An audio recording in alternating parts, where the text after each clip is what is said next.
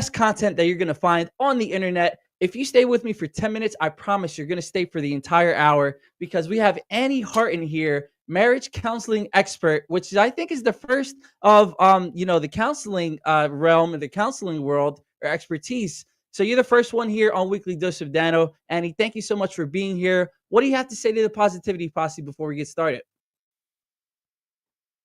I'll keep it simple and say you are more. That's the whole name of my business, and I'll talk more about that. But you are more than any label uh, that holds you back.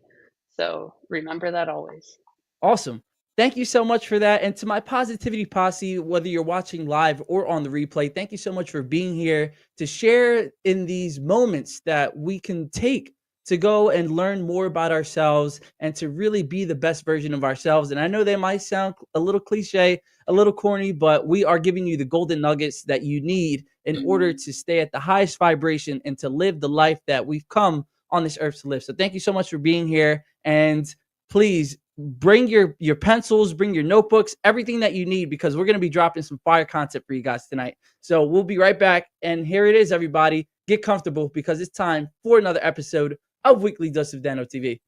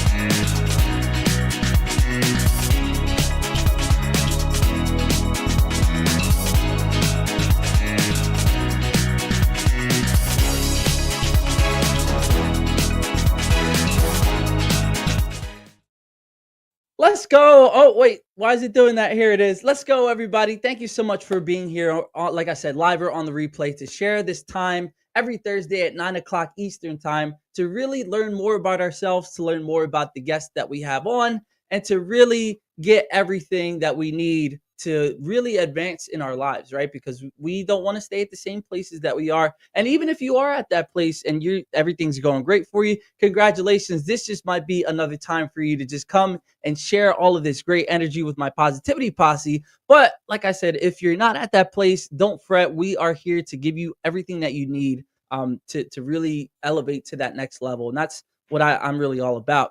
And one of the biggest things that I've been working on recently and talk about elevating to the next level is time management. And I know when I heard that word before, I would just get like so scared because you start to think about all the time that you could possibly be wasting. I know I was wasting a lot of time. But when we set the time aside to work on ourselves and to really have that time management down packed, that's one of the biggest secrets, so to speak, or one of the biggest habits that you hear a lot of successful people have is just the concept of time management. So please, it's been working for me very, very recently. And I just urge you guys to do whatever you can to really learn more about it. If you don't learn about it enough here on Weekly Dose of Dano TV, number one, send me a message and tell me what things that you want. If you want to learn more about it, we can have, a dedicated expert because I'm no expert by any stretch of the imagination, but we can get somebody on to talk about, time management, or, I can refer you to some videos, some things that have been helping me because, when it comes to YouTube and books, and there's so many different free mediums out there that you can use to find the information that you're looking for. So saying, well, I don't know enough about it is not a good excuse here in 2023. But man, let me tell you, I've been going to the gym, and that's been one of the things that I've excluded in my, my daily regimen.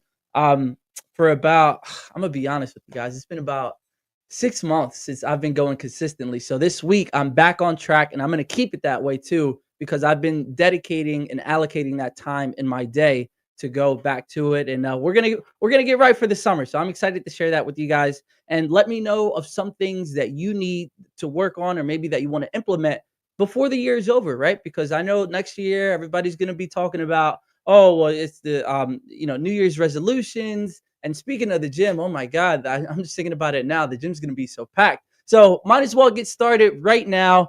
Don't wait till tomorrow to do something that you can do right now, because that's the biggest lie or the biggest trap that we can tell ourselves, that we have tomorrow to do what we should be doing right now. You guys know already. You guys already know what you need to do. So let me know what it is that you need to do, and I'm really excited to hear about it as well. And once you have that point of reflection and that honesty with yourself to say, all right, well, I know I've been slacking in this department. I got to spend a little bit more time to really use that to develop myself. Then we know, once we have that honesty and that self reflection, that that's the first step in getting to where we need to go. So thank you so much, everybody, for being here. Lou, Positivity Posse, let's go. Let's go is right. I appreciate you guys so much. And I'm telling you, Annie is about to drop some golden nuggets for all of us. Like I said, I got my pen, actually, not pencil. I got my pen, I got my notebook here, because she is going to give us what we need in order to really find who we are without the sense of labels.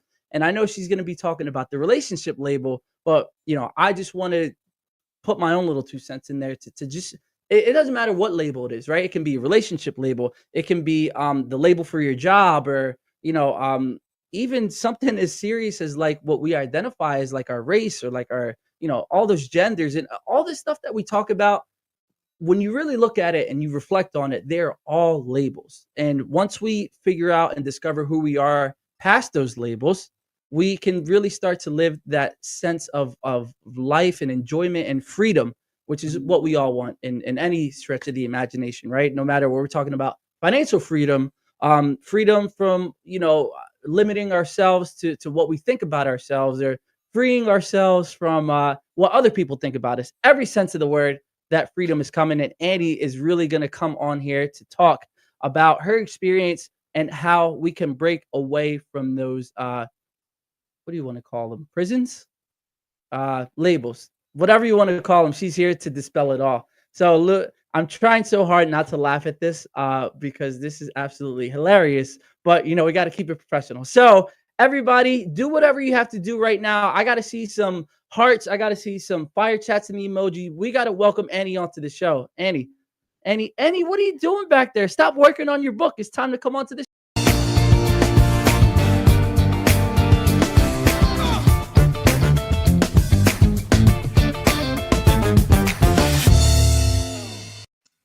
Annie, how you doing today? Good. How are you, Dano? Absolutely amazing. Let me tell you, thank you so much for coming on here first and foremost, to share your story, to share your journey, and to share all of your knowledge. Well, some of your knowledge, you can't get it all in an hour. With the Positivity Posse, we really do appreciate you being here. It's great to be here. It's always fun to spread that positivity. And one of the core values of my business is joy. So it's always about choosing joy and to not take yourself so seriously. Awesome. And I think it's very easy to kind of take ourselves serious, whether it's the way that you were brought up, social media now, where you got to try to portray this big and bad or this successful image, and it's just so many pitfalls in today's world with technology that you're going to be dispelling. So we have a lot to talk about in such a short amount of time. So we're going to get kind of a little bit to the very beginning of you and your career as a professional therapist, or marriage counselor is the correct term. Um, so what made you want to become a marriage counselor? From the time I was a kid, here's my dog Cana too. So she's hanging out. I love marriage, and I named her after the wedding at Cana in the Bible, which actually means dog. So she's been my companion.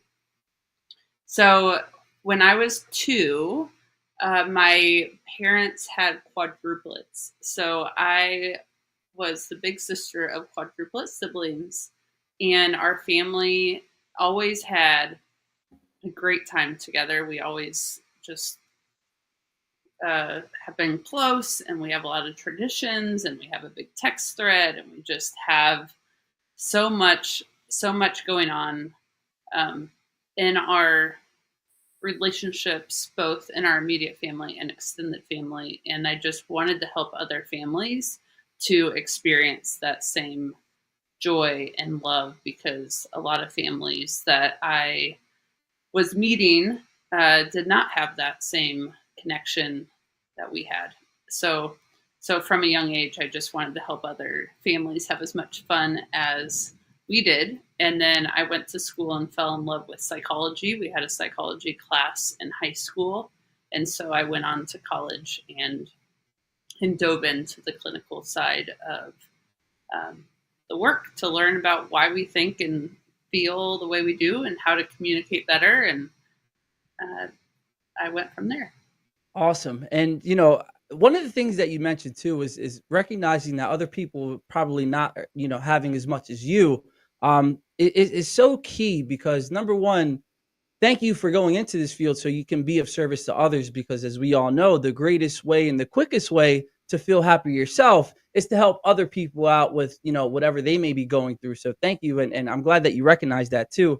And just the fact that, you're helping people kind of what goes on behind closed doors, which is something Mhm. that's pretty hard to do. And I know some people might be stuck in their ways, and they've been doing this way and they've been living this for how many years they've been on this earth. But thank you for doing that because that's a hard job to do. I don't know if I can do it. I can do it here on the show, but like helping people on a day to day basis is absolutely amazing. So we're gonna get a little bit more into the nitty gritty about your title as a or I don't want to call you the title, but what you do as Yeah. a marriage counselor. But we want to talk about relationships here right now in the very beginning. So when it comes to discovering yourself, a lot of people, if I were to ask you, hey Annie, what is it that you do, right? You would talk about, hey, Mhm. well, I'm a marriage counselor, I'm this, I'm that, I'm that. And it all boils down to the titles that you like to talk about and that we were talking about earlier. What are some of your tips that you can give to the positivity posse right now to discover who their true self is without using these titles? Yeah. So I know you were trying to come up with a word earlier to describe kind of the labels or the things we get stuck in. I like to call them boxes. I have a podcast called You Are More, and it's all about interviewing people about how they have learned how to live outside of the box, because we get put inside these boxes of like false security. It's like a sense of familiarity that we feel if we have a box, then we don't feel the potential to go outside of it. We just are saying, this is what I know and this is where I can stay. And as humans, we really like compartmentalizing people and things, like, even in politics, we want to know if someone's on this side or this side. If we are, you know, rooting for a sports team, we say, are you cheering for this team or this team? We just have a lot of this, I guess, concept of where do I fit? Am I in or am I out? And, a book that comes to mind randomly, I haven't even read it for like decades, but The Outsiders. Um, just like, are we on the inside or are we kind of the weird ones on the outside, or do we stand out? And so what I have learned in my life and through all of my conversations with clients is that we do have these like name tags that we walk around with, and we try to live up to that image. Hmm. Really, behind closed doors, we we kind of crumble a little bit more, because that wall around us falls down because it's behind closed doors, and it's how can I really tell the people in my life who I actually am, or I don't want to work in this job, and what would that mean? And what if I don't have this kind of money, or what if I'm single or divorced, or what if I'm in a relationship? What does that change about who I am as an actual person? So I'm just so captivated by people's stories and their honesty and their vulnerability about really, you know, unveiling that, Yeah. spend so much of our lives building that up because we want to fit in with everyone else. I love that, and Annie, you hit the nail right on the head. I mean, everything that we've done from, kids in middle school, right? A lot of people think, "Oh, well, I'm in the AP honors classes," or Mhm. that's high school, or, Yep. "I'm on this football team," or "I'm this and I'm that." They think that that's who they are, but, once you take off the like we were just talking about sports teams, or like David says right here, "Let's go Birds." He's talking about the Yeah. Philadelphia Eagles, right? And once you take off those uniforms and really start to dive down as to who are the humans are behind, Mhm. what they're playing, that's what we really need to do. So, Annie, when it comes to that, give us one or two strategies that you used in order to break down these barriers, or in order to break down these labels. Yeah, I have like a big example of that is the reason I wrote my book is I as a marriage counselor, I have actually been unmarried myself.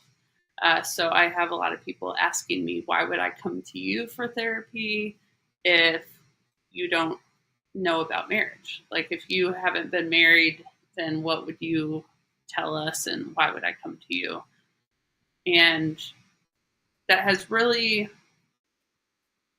been confusing to me in some ways because people don't go to a doctor to treat them for cancer if the doctor hasn't had cancer. Like, Wow. or like things like that that we always assume like, oh well, did you do this, or like what can you tell me about? But this is Mhm. what my knowledge, my competency is knowing what questions to ask. It's not about me telling you this is what you do and I know everything.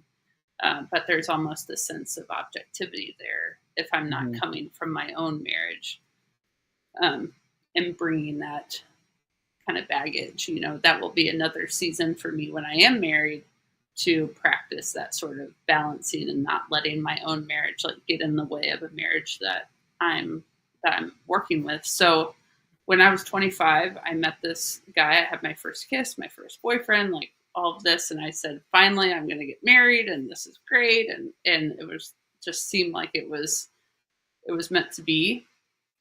And then instead of proposing to me, he broke up with me, and I started really crashing and burning in a way that really surprised me because I've always been a positive person. I've always been surprised that people are that down and out because, it was great, family's great, everything's great. Why would you be so sad?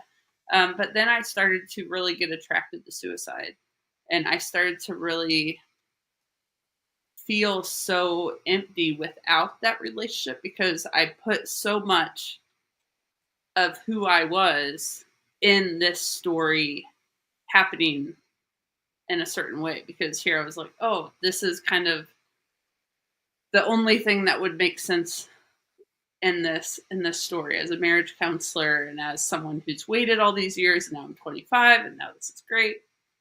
And so when that story had that big curveball in it, I thought, what now? And there was a lot of stuff that happened after that, and just a lot of confusion because it was my first breakup and I was older and we were planning, for a future together. And then this was kind of the result that I did not see Yeah, coming. and So I love the fact that, you have found yourself from these things, and if yeah. there's anybody that's out there right now, understand that you might have to go through these things in order to see who you really are, and Andy, I really love the fact that you brought that up. Number 1 as well, they say that, if I've experienced it too, if you can get through your first love, then you can get through anything, right? So, Yeah. it's these experiences are great to have as well, but Yeah. also you just mentioned the idea of you had to go through these things in order to discover who you are, and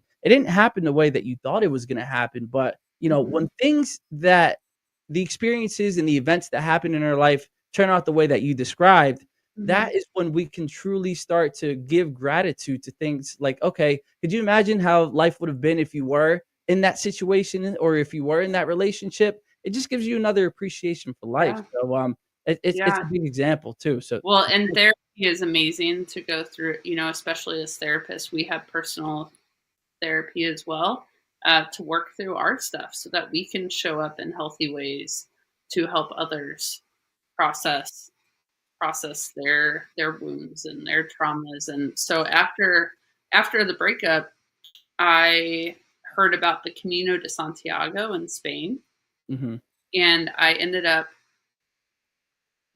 going to REI, spending a few hours there, getting all this backpacking stuff, and going to Spain by myself and walking the Camino de Santiago.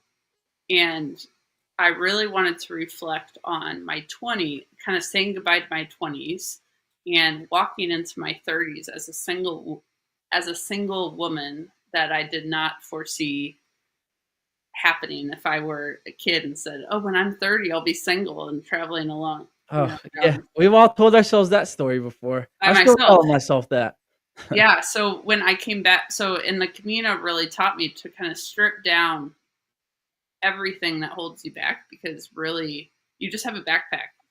So you really get this idea of simplicity, and you come back to real life when you come back to America and you have all your stuff around you.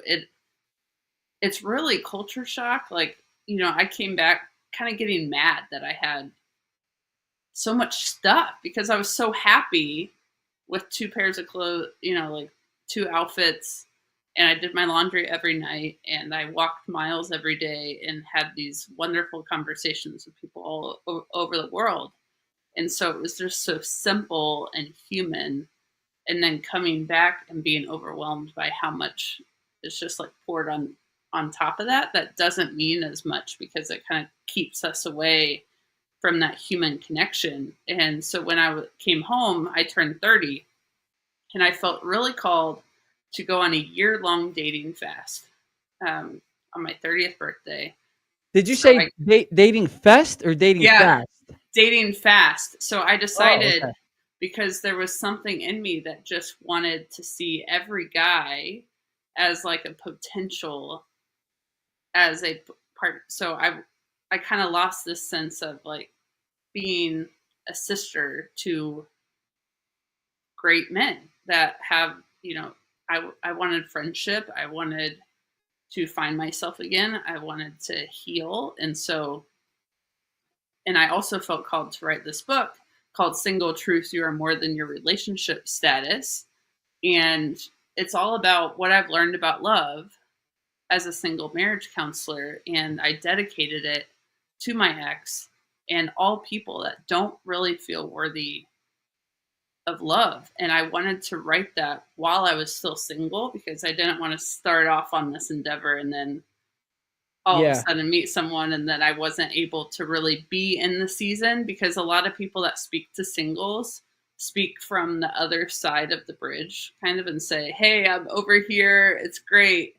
But I wanted to journey with people and say, "I don't know where my story is going either, but I want to bring you hope." And that was a big wake up call that Hey, I was putting so much of my worth in my relationship status. yeah, and Annie, we're gonna get to all of that great stuff too, talking about more about the book. So everybody, there it is on how Annie just created the the title of the book, and the experience to create the book. But one thing, but we're about to go to a quick commercial break. But I just want to talk about one thing that you just brought up that makes so much sense, and it talks about, or what you just said about having all of this stuff, right? Mhm. And you were talking about the physical sense when it comes to having a house, or maybe having all of these clothes, or whatever it is that you own. I think we can take the physical side of everything and use it to the emotional side too, right? Like, we need to learn how to let go of certain things. And I know when it comes to experiences in the past, we can revisit that a lot in our heads or kind of play over and over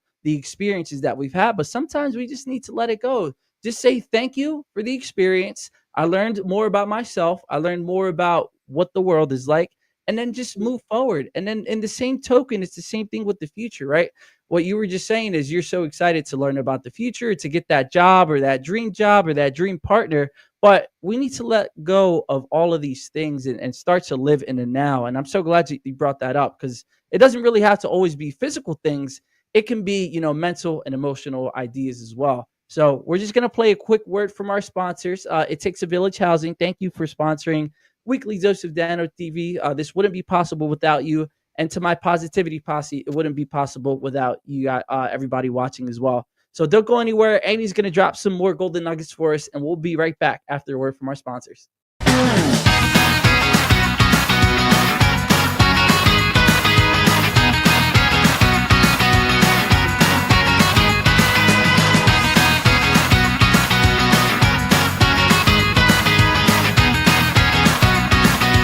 takes a village about keeping our families together.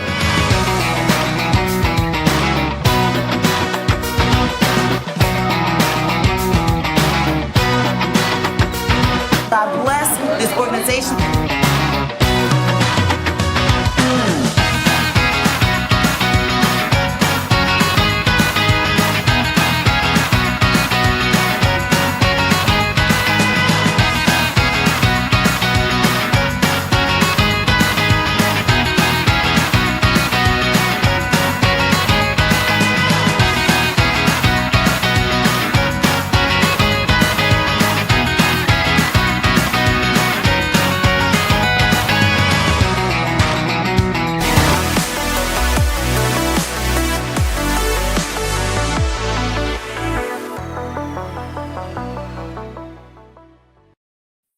Everybody, thank you so much for being here. Whether you're watching live or on the replay, I appreciate every single one of you. Thank you for being a part of the Positivity Posse. And Annie, thank you. Thank you for coming on tonight and sharing this your golden nuggets and your experience with everybody that needs it and just sending this spending this good time quality time with us as well. So now we're gonna be moving more into the relationship side, whether it's with ourselves or with other people. And I just have so many questions for you. So let's just get right into it.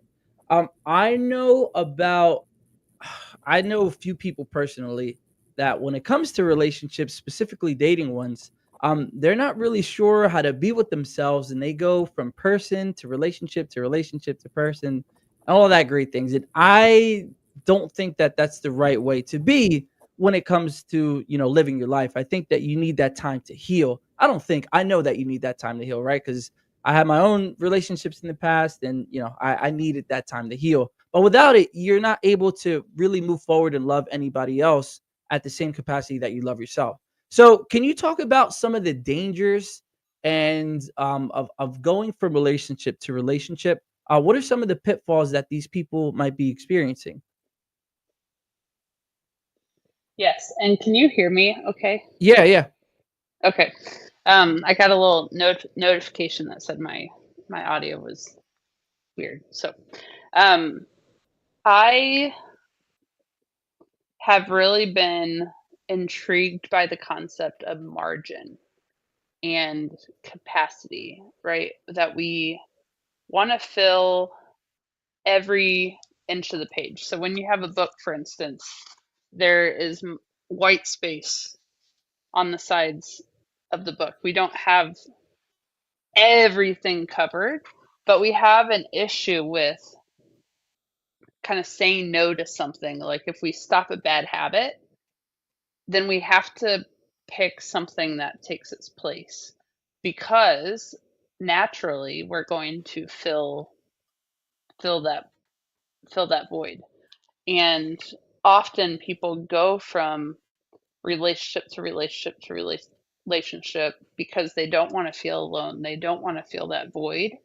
And they're not able to truly process and figure out what happened in the past so that they don't do the same exact thing going forward in the future. So I think people have such an issue, including me myself. So I've been focusing so much on margin in my own life with my schedule, with my uh my commitments, everything to just allow myself some of that quiet time or allow myself to transition from one thing to the next. And we just have such a fear in this culture about being alone. And so often we can be in a relationship, not because of the person that we're in the relationship with, but because we feel safer because at least we're not going home alone. So I really challenge people to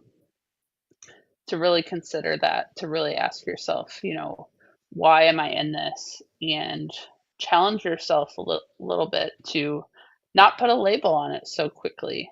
I think one of the most healthy things you can do is just to get to know people and not think that, date one has to be the proposal, you know, but to just get to know others and get to know yourself in that dating process and like through that year of being on the dating fast, I was able to chill a little bit from feeling so eager for that next boyfriend or kind of that replacement. But I was able to really spend that time in therapy, spend time processing through my writing, all of these with my girl friendships, with so much of my life that I was able to really figure out who I was so that when I'm in a relationship now, I can be the best Annie I can be in that instead of just dragging baggage from one relationship to the next. I love that. Thank you so much for talking about that too. That not every single moment of your day needs to be filled with something, whether it's social media or just mindless content or things that aren't really serving us, right? Or maybe even it's smoking or drinking, and Mhm. that, and you find comfort and peace in it, then more power to you. But I would suggest to substitute that with something a little bit more healthy. And everybody's entitled to live their life however they want. But thank you for coming on and sharing that too, because a lot of people are scared to be by themselves. There's two Mhm. things that you mentioned, and that was the first one. Being by yourself isn't a bad thing.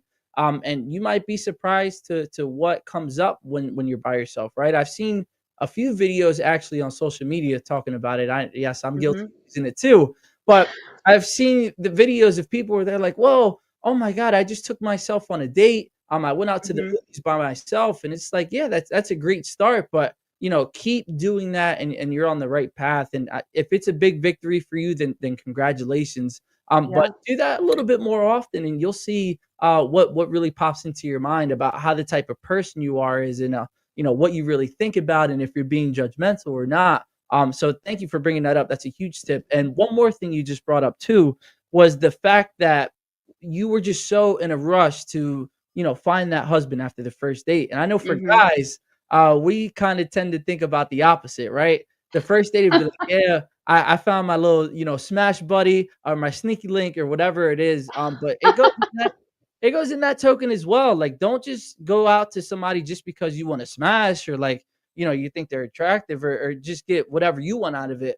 Like Annie said, do it for the right reasons, and make sure that it is serving you, and don't be in a rush to find that next person. And yeah, I know it goes for both ways as well. So very insightful. Thank you for sharing that. Um, and talking about being single, and that was a big thing that you did when you went to go write your book. Mhm. You talk about the power of being single, Mhm. and a lot of people think, well, oh, well, I'm worthless. I'm not worthy of finding love, XYZ, down that rabbit hole and bad thinking. But can you talk about some of the powers that you have discovered of being single, and why you think it is a power to be single? Yeah. Yeah, I like that you mentioned it being a power, and I'm actually writing a book right now about transitioning from singleness to marriage because I'm preparing for that next step with a special someone. And Congratulations. thank you. And it's just very weird to have been so frustrated with singleness, but then getting to a point where I saw the power of singleness.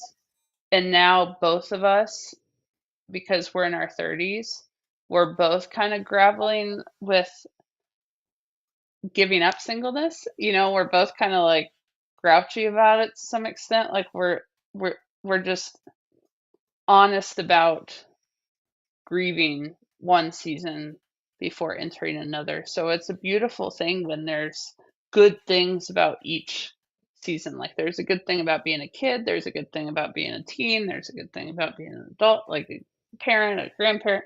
Like all of these things have value, and we need to be present where we're at now, because if we spend our whole singleness longing for marriage, then when we're married, then we'll wish that we really embraced singleness because we're not going to have it again. God willing, when you get married, the plan is that you don't become single again. The plan is that it's not just a passing thing. So it's kind of a death of a chapter. It's kind of like this closure of a chapter of learning that you're free to get up and walk the Camino by yourself. You are free to more radically be available to others. So I love the word radical availability when it comes to singleness, because you're available to friends that you don't have to, make sure your kids are all good, and you don't have to talk to your spouse. You just, if a friend needs you, you're like, I'm there, and If you're a good friend, that is. yeah, yeah, but you are available, because Mhm. there's really nothing holding you. Like when you're married, you also have the responsibility of not just leaving the house in the middle of the night, for example, or something that you don't have that same sort of radical yes that you can Mhm. give, because you have others that you're caring for. So you don't want to just abandon your child because someone else called. So there is this availability that you can go travel, that you can take a job across the country, that you can do a little bit more riskier things. And there is a power to that. And there's also, especially for people of faith, and when you're dealing with this idea of hope and this idea of kind of believing what's not seen, Mhm. that we can be okay where we're at, not knowing what the future holds. And others can look at singles and be encouraged by that, to say, you don't know if you're going to get married at all. Mhm. Like, I have a hope that I will get married, but something that helped me in my singleness was I really had to grapple with the fact that, what if I don't? Like, would I be okay? Am I putting my whole, like, life is only going to be good if. But then I noticed young people. So there are a few people that I knew um, around my age who passed away. One while I was writing the book. So I mentioned her in the book. And then another guy I went on a couple dates with ended up passing away too. Wow. And just that reminder of our mortality and how much we put on our titles, on our stuff, on everything. But when you die, you're not looking back and saying, man, I wish I was married. Man, I wish I was a manager. Oh, I wish I wasn't in debt, or I wish I wasn't that. Like, there's so much that we like think defines our life.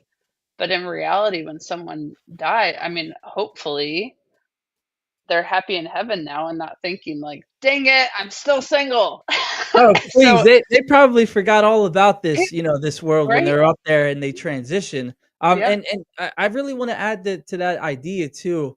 You need to really stop worrying about what's going on the outside, because number one, everything that goes on in our lives is a reflection of what's going on inside, right?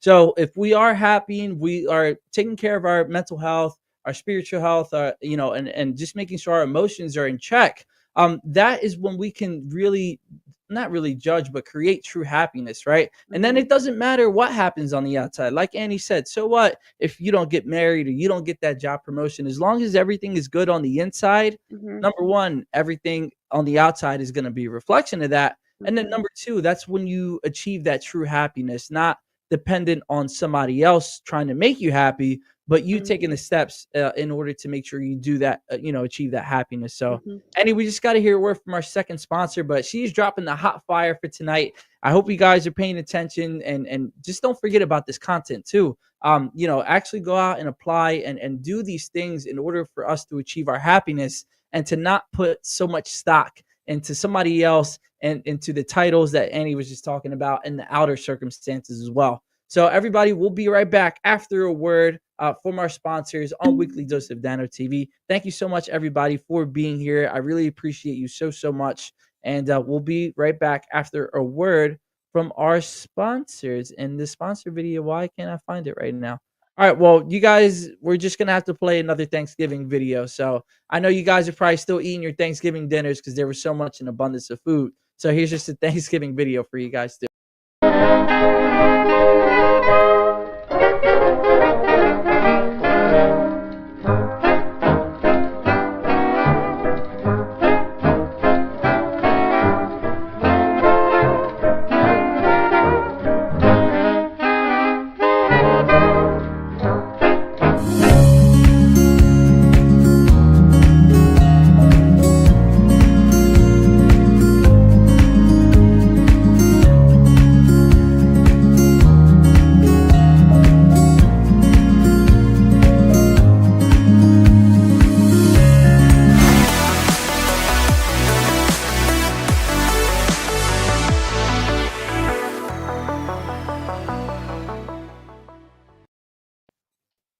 So, everybody, thank you so much for being here. And it takes a village housing for sponsoring Weekly Dose of Dano TV. This wouldn't be possible, like I said earlier, without you guys, without Annie, and to the Positivity Posse as well. So, thank you all for watching for today. And Annie, I know when we talk about relationships, there's so many different directions that we can take it. But I know a lot of people choose to ignore red flags in the beginning of a relationship. And when it comes to later on things not working out, they say, "Oh, I didn't know how this happened," or "I didn't see it coming." And I firmly believe that everybody shows themselves, but it's up to us to either see the red flags and be like, "All right, well, that's our deal breaker," or we just choose to ignore them because we're having the love goggles on, and we just choose to just be with somebody versus seeing the actual red flag. So what are some red flags that we should be looking out for in the beginning stages of a relationship, that are just, something that we should know more about? And it doesn't have to be like obvious in our face, but just give us some ideas, maybe like 2 or 3 red flags that we should look out for. Um, I can share the top four that I talk about a lot are called Gottman's Four Horsemen. So I do a lot of work um, that's based on Dr. Gottman, who is the #1 marriage researcher, I think, in the world. And he just has so much content, but he has these four horsemen that if they pop up in a relationship, especially like in the time span of a few minutes, it kind of predicts that the relationship is either going to end or the people are going to be miserable. Wow. So they did these they did these love labs where they just had a couple and that they were just watching them hang out. And they could just stay in this apartment for free for the weekend, and they were able to just watch how they talk to each other. And so those four horsemen are defensiveness, criticism, contempt, and stonewalling. And if those four show up, then you're not able to communicate openly, authentically, because those are always attacking the relationship from within. So you're supposed to fight with each other against the four horsemen instead of fighting against each other. And so defensiveness is really deflecting any sort of ownership or responsibility. That as soon as you hear any feedback, you just want to deflect it and throw it back and not really like receive it and kind of process that.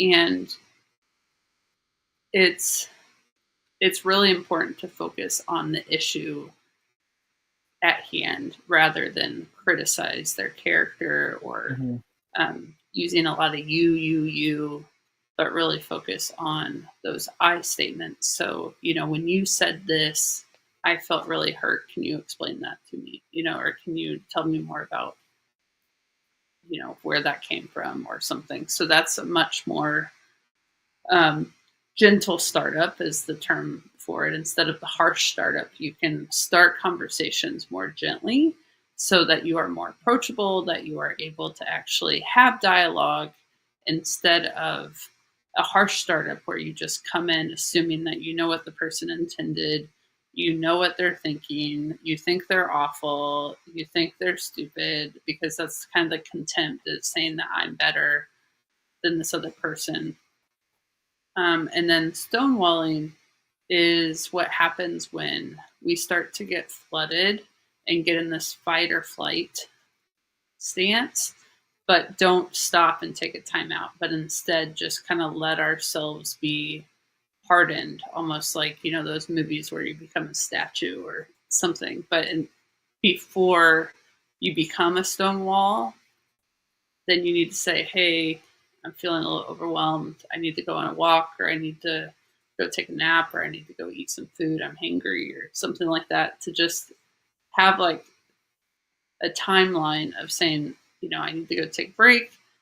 I would love to come back and talk to you about it after dinner, or I'd love to, sleep on it and then talk about it in the morning. So by having those timeouts, you're able to actually be the best you that you can be instead Mhm. of just continuing to feel attacked or overwhelmed, maybe by too many points of some people bring 10 points to a conversation when that's very hard to absorb all of that. Mhm. It's good to have smaller bits for um, someone to someone to process. Yeah, and I love that. So I had no idea that that was even a thing. So thank you so much for sharing that too. Because I know we can all think of some times that we were defensive or content or stonewalling. Like you said. So it's really important to have these conversations to be mindful of the things that maybe we're not really mindful of at the time that we're going through those, arguments or discussions or however you want to phrase them. So thank you for sharing that too. And I know there was a great book that I read. It was sometime last year. It was about, you've probably heard of it before. Attachment styles. I can't remember who the author is. Okay. Uh, Yeah, I love attachment styles. yeah, yeah. So it just talks about the secure, the Hmm. defensive, and I Hmm. can't remember the last one. It was the secure style, defensive style, and avoidant style. There Yeah, it is. yeah. So if anyone doesn't know much about attachment styles, it is so helpful to learn about yourself Yeah, and about someone else because they can also change, which is a very hopeful thing because some things when it comes to mental health, you may just kind of be that and yeah, you just have to kind of deal with it. But with attachment styles, they can really change from being in a healthy relationship and then being in an unhealthy relationship, then being in a healthy one again. So there are things that are signaling to you that you are secure. So there's secure and insecure, and in the insecure box, there is anxious, avoidant, and disorganized. So yes, all of those are ones that actually a small percentage of the population actually have. So the best way is to just have secure, where if someone's kind of silent for a little bit, you're not too worried about it because you know they come back. While anxious is kind of like being right there and saying, do you still love me? I'm sorry I did that. Are yeah, you sure? And then avoidant is more of when people kind of break up out of nowhere or when you are kind of avoiding someone else hurting you before you hurt yeah, them because you're saying, wait, this is going too deep, this is too vulnerable, I'm gonna get out. That's more of that avoidant that you're like, feelings aren't safe here, so yeah, I'm gonna go more surface level over here. And then anxious is kind of almost overly pursuing another person. So when you have a relationship that's anxious and avoidant, then the avoidant is kind they of don't. pulling away, and then anxious is like chasing them, and avoidant is pulling away. So that's a very common dynamic in Yeah, relationships. and I had no ideas that these things even existed before somebody actually put me onto the book. So thank you for putting me on because you learn more, like you said, about yourself and about other people going forward. So you can know what not to go into because there's certain relationships, like you just mentioned, that are going to work and some of them that aren't going to work. And if you can recognize that very early on, whether it be the first date or the first 10 dates, you can know whether to save your time, your energy, and your money versus actually pursuing that for other reasons that aren't really serving us to the best of our ability. So, Annie, we only have a few minutes left, and we always wrap up the show with the same question every single time. And here's the question: if somebody is in their deepest, darkest times, what advice do you have in order to get this person out of that kind of negative mind space or negative thinking?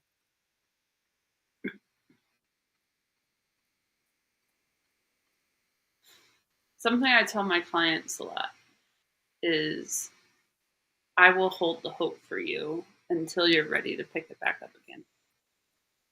And I think it's so encouraging to know that others are there to journey with us, to help carry us when there are days where you don't know if you can go on. Like, it's okay to feel sad. Like when I was in my lowest point, I was most encouraged by friends that didn't just tell me to be better, or like, it's okay, just, you know, think happy thoughts and go on with your life. But we need to also be okay in the quiet, in the darkness, and really kind of embrace that. I think it's a lot of what we learned in quarantine, that it was so scary because we didn't know what to expect. And in that, people were surprised that there was actually some blessings to be found in kind of that sacred space of being at home. Sometimes, not everybody, but there are things that. So I do a lot of narrative therapy, and so I help people work through their stories and almost villainize like the issue that they're facing. So say depression, and so they imagine it almost like a character or a villain, and then I remind them that with movies, the villain is not 100% bad. There's always like a kryptonite. There's a soft underbelly there that when you really think about it, you can be thankful that the villain's there. I think in Batman or something, he said, without the Joker, I'm not needed. Like basically, there's something that all of our hard seasons teach us. So if we just sit and we're thinking like, how is this season? What is this teaching me? How am I learning? And I don't have to be anywhere right now that I am. If I'm sad today, I don't have to be happy.